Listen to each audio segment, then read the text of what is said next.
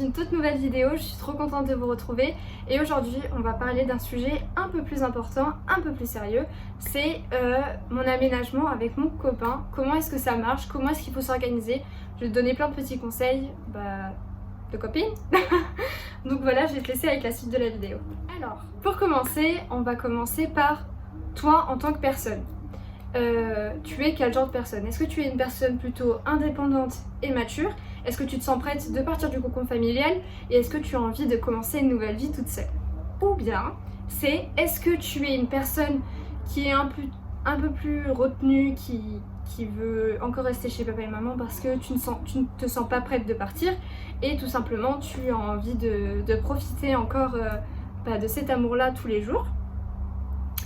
Et aussi à savoir, est-ce que tu vas être seule ou tu vas être accompagnée tout le long de cette nouvelle vie.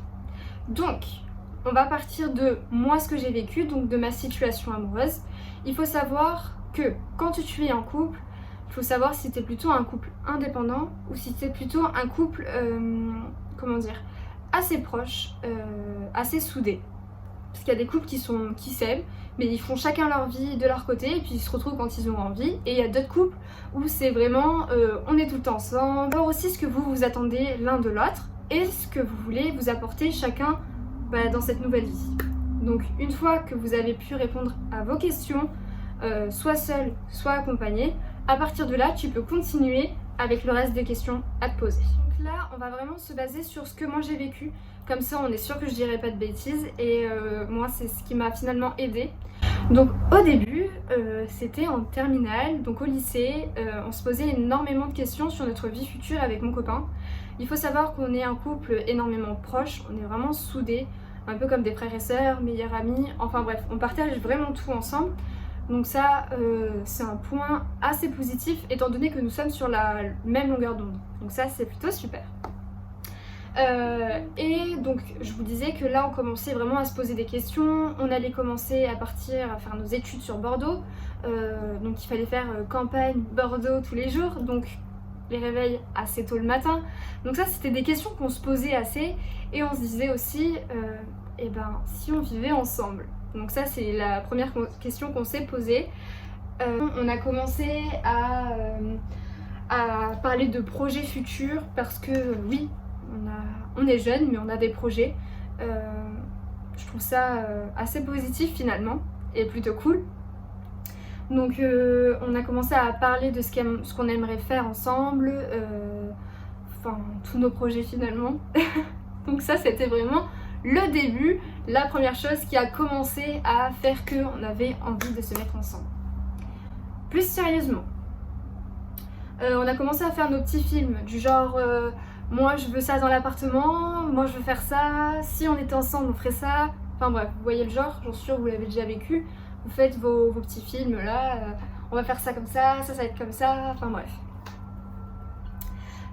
Et par la suite finalement on a commencé à se poser de bonnes questions.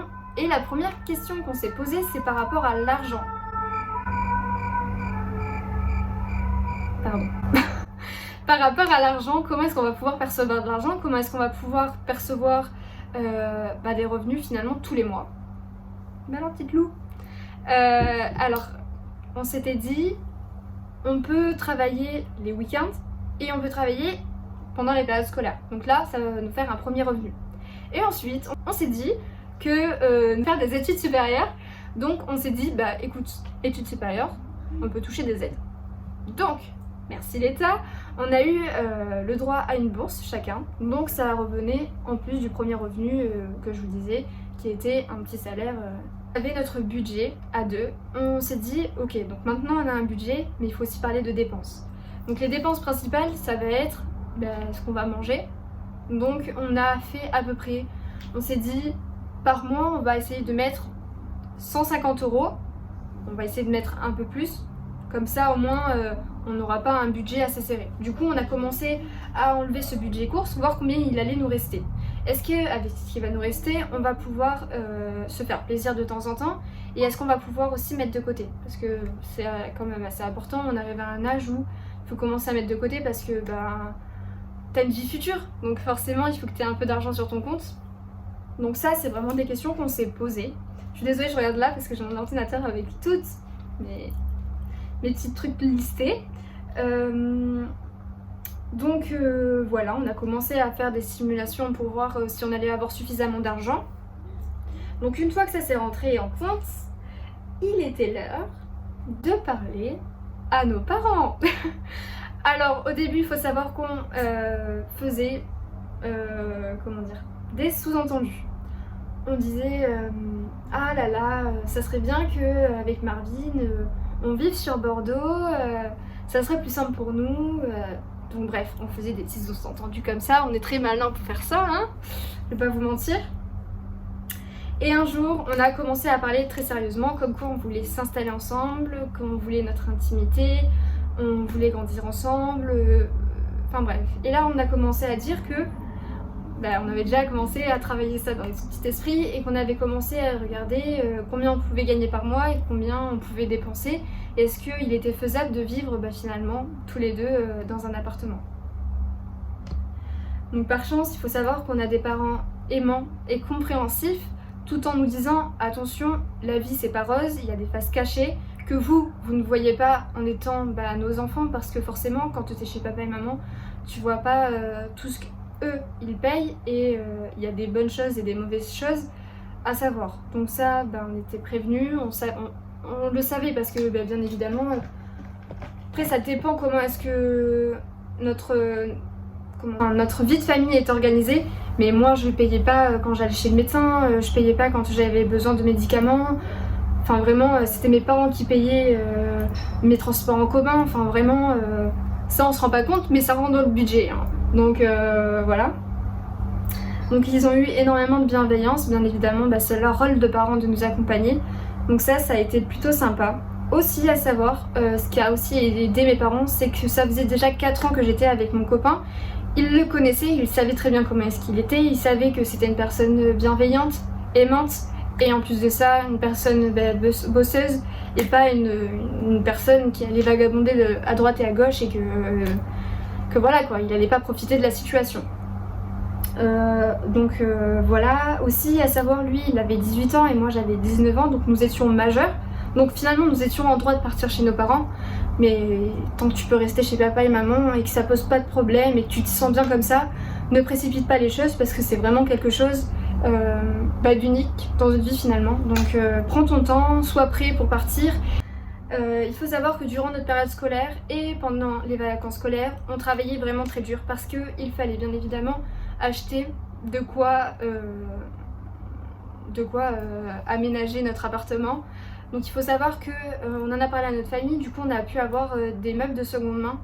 Donc ça c'est super. Par exemple, sur le lit sur lequel je suis assise, c'est le lit de ma tante, que j'embrasse d'ailleurs, qui a une chaîne qui s'appelle La Vie de Pépette, voilà. Et pareil, la gazinière, la machine à laver, tout ça c'est des biens matériaux qui coûtent cher. Et si on peut vous les prêter ou si on peut vous les donner, franchement c'est parfait pour un premier appartement. Il n'y a aucun mal à ça. Moi je suis pour la seconde main dans tous les cas. Donc ça c'est super. Et puis aussi il fallait prendre en compte tout le reste, les meubles, le canapé, le meuble télé qu'on avait besoin d'acheter. Donc tout ça, ça comptait dans le budget. Du coup c'était un été assez serré, mais finalement ça s'est bien passé, donc c'est plutôt cool. Au moment de l'aménagement, nous étions aidés par nos familles respectives. Voilà, on a continué à acheter nos petits meubles au fur et à mesure. Bien évidemment, tu ne peux pas tout acheter d'un coup quand c'est ton premier appartement, parce que tu n'as pas les ressources suffisantes. Ça se fera au fur et à mesure, comme je viens de le dire. L'appartement commence à prendre forme, le temps que tout se mette en place. On continue à travailler chaque week-end et chaque vacances. On continue à percevoir nos droits d'étudiants, c'est-à-dire la bourse, des aides. Tu as d'autres aides bien évidemment, mais nous on a la bourse tout simplement. Alors, petite parenthèse, à savoir, nous ne payons pas de loyer, nous ne payons pas de charges, parce que dans l'endroit où nous vivons, c'est l'appartement de mes parents. Donc voilà, je leur remercie encore au plus profond de mon cœur, parce que je sais que là où je suis située, je n'aurais jamais pu m'installer. Je sais que la plupart des étudiants, eux, ont tout simplement une chambre étudiante, et je suis vraiment reconnaissante. Donc ça, merci papa et maman.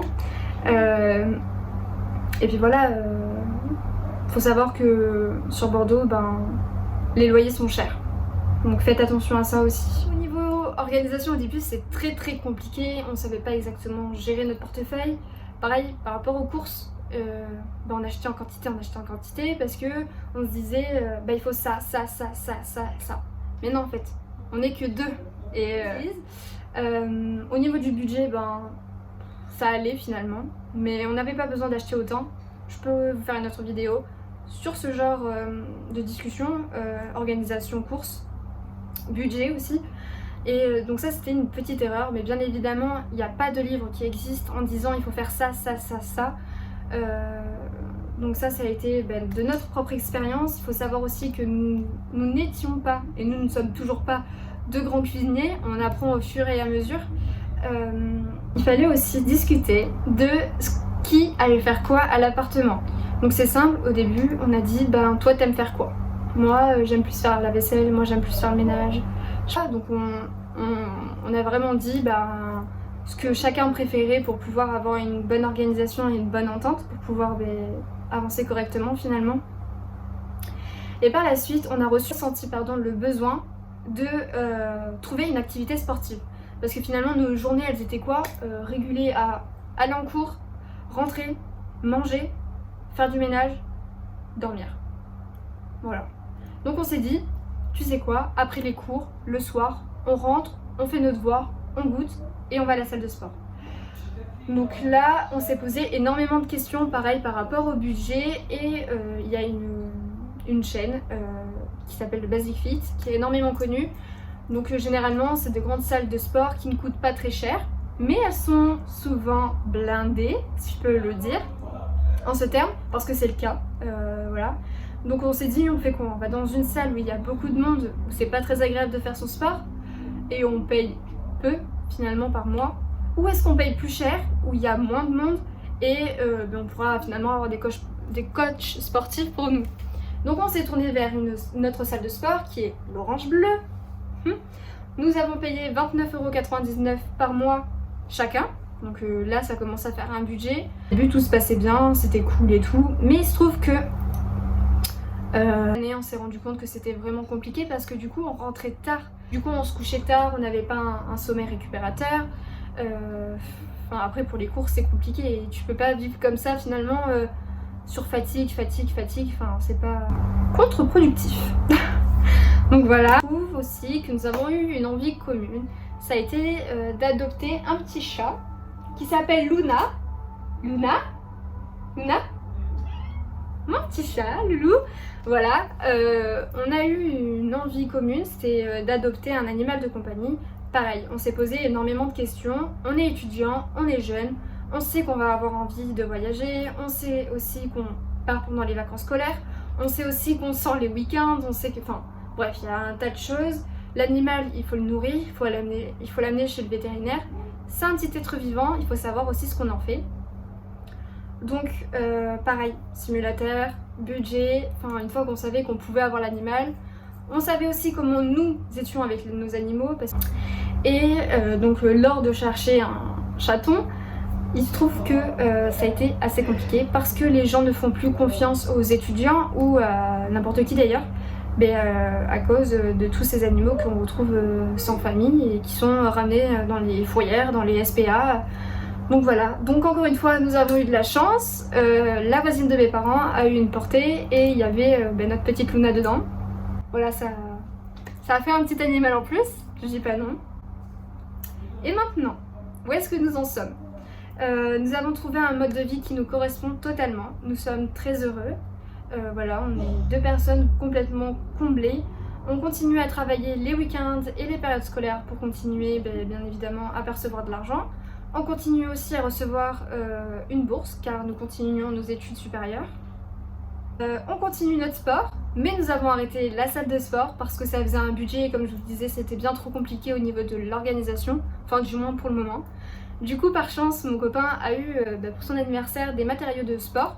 Donc on a quoi? On a haltères, barre de traction, élastique. Notre petite Luna va très bien, elle est vaccinée, elle est stérilisée. Voilà, je suis allée la chercher très loin. Elle est épanouie, enfin bref. Il faut savoir que tout n'est pas rose non plus, il y a des mois plus ou moins difficiles, il y en a d'autres où ça se passe très bien. Maintenant, à savoir, si tu veux que ça fonctionne, il faut que tu y crois. Il faut aussi que tu aies l'envie que ça dure. Si t'as pas l'envie que ça dure, tu fais aucun effort, ça ne fonctionnera pas, bien évidemment, ça c'est comme tout, il me semble. Il faut savoir aussi que quand tu commences à vivre avec une personne, tu ne peux pas la changer, tu ne peux pas vouloir tu ne peux pas l'obliger à te ressembler, c'est pas possible. Il faut que tu l'acceptes, il faut que tu acceptes ses défauts, ses qualités. Dans tous les cas, cette personne-là peut faire l'effort d'améliorer ses petits défauts, parce que bien évidemment, on est humain, comme nous. Tu vas passer H24 avec cette personne, donc il faut aussi que tu penses à prendre du temps pour toi, et il faut que tu la laisses aussi se respirer. Parce que si on est trop l'un sur l'autre, finalement ça crée des tensions et c'est pas du tout ce qu'on veut. Et puis on est aussi des personnes, on a le besoin d'être seul, on a besoin de respirer finalement, donc voilà. Et il faut aussi penser à communiquer. Pense à communiquer. Des fois ça peut être compliqué dans votre relation amoureuse, tout simplement parce que tout ne peut pas être rose. Mais quand ça va pas, pense à dire ce qui ne va pas. Ce que tu n'aimes pas, ce que tu veux changer, pense à comment est-ce que lui pourrait réagir et vous voyez entre vous pour améliorer ces petites choses du quotidien. Il faut aussi continuer à avoir du monde. C'est pas pour ça que vous vivez à deux et que vous êtes les plus heureux du monde qu'il faut oublier les personnes qui vous entourent. Il faut pas les oublier non plus parce que ces personnes-là ont aussi besoin de vous pour continuer à évoluer. Il faut continuer à partager des moments ensemble, c'est pas pour ça qu'on vit ensemble que ça y est, pas besoin de passer du temps ensemble, plus besoin d'aller au restaurant, plus besoin d'aller au cinéma, plus besoin de sortir.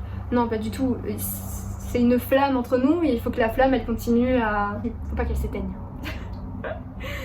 Et surtout continuer aussi à avoir des ambitions. Continue à avoir des ambitions, c'est ce qui nous permet d'évoluer et de continuer et à ne pas stagner.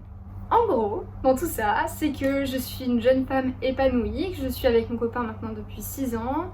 J'arrive sur mes 21 ans, je suis complètement épanouie et je suis très contente de ce qui s'est passé dans ma vie. Je suis aussi très reconnaissante envers mes parents parce que sans eux, finalement, tout ça ne serait peut-être pas possible. Enfin, du moins pas aussi rose que ça ne pourrait l'être. Enfin bref. Tout ça pour te soutenir, pour te dire que tu peux y arriver et si tu as besoin d'aide ou quoi que ce soit, écrire en commentaire. Je te laisse t'abonner à ma chaîne Elodie Sa Vie, me suivre sur mon compte Instagram et puis je te laisse activer la petite cloche pour que tu puisses recevoir des petites notifications. Je te fais de gros bisous, je te retrouve mercredi prochain et je te dis à bientôt.